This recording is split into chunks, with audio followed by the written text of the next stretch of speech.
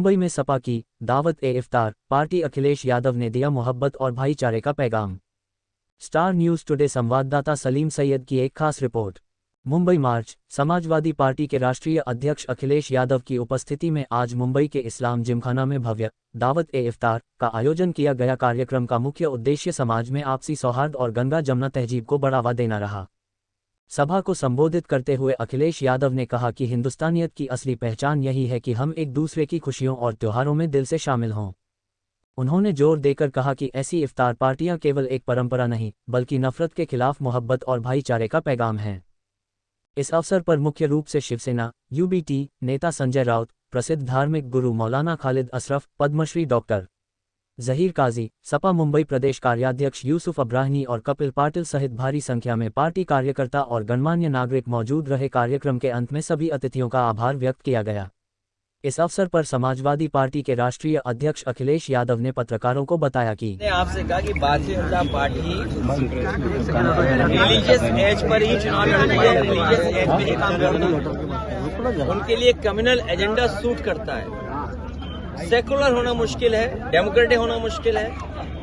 और सबसे बड़ा सवाल यह है कि भारतीय जनता पार्टी ने बाबा साहब भीमराव अम्बेडकर जी का संविधान और संविधान के तहत आरक्षण और आरक्षण के तहत जो हक और सम्मान मिलता था वो छीना है। लोग उसकी चर्चा न करें, लोग उसकी बात न करें, इसीलिए समय समय पर ये रिलीजियस एजेंडा अपना सामने करते हैं। सर, बंगाल के चुनाव नजदीक आ रहे हैं। तृणमूल की मंत्री शशि पंजा के घर पत्थरबाजी हुई है, भाजपा पे आरोप लगाया उन्होंने। भारतीय जनता पार्टी बहुत पत्थरबाज है पुरानी,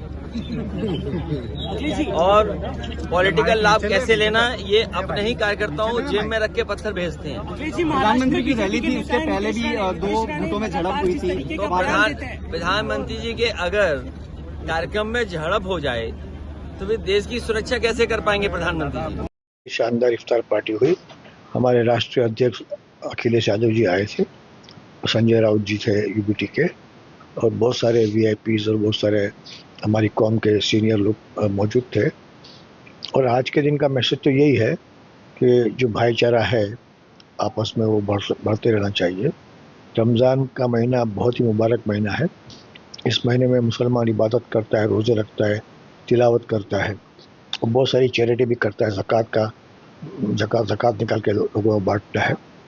तो हमने यही कहा कि भाई जो हमारे इमाम है, हमारे जो मौज़िन है, जिनका हदिया बहुत कम होता है, तो हम चाहते हैं कम से कम कि रमज़ान के मुबारक महीने में जो मुसलमान जाता है मस्जिद में नमाज पढ़ने के लिए, तरावी पढ़ने के लिए, तो इमाम को अपनी तरफ से हदिया पेश करें, ताकि इमाम को रमज़ान के महीने में इतना पैसा उनके पास आ जाए कि साल भर अपने अच्छी तरह गुजार सके। क्योंकि उनकी जिम्मेदारियाँ बहुत सारी है, तो इतना कम हदिया होने पर वो अपने माँ बाप की, अपने बीवी बच्चों की परवरिश सही नहीं कर पाते। तो वो हमने अपील की है। क्या मैसेज यही कि भाई पूरी कौम को चाहिए कि इमाम और मौज़िन का ख्याल करें, क्योंकि ये अंबियाओं के वारिस है, और अगर इनको इस तरह छोड़ दिया जाएगा तो कौम की तरक्की कामयाबी नहीं हो सकती।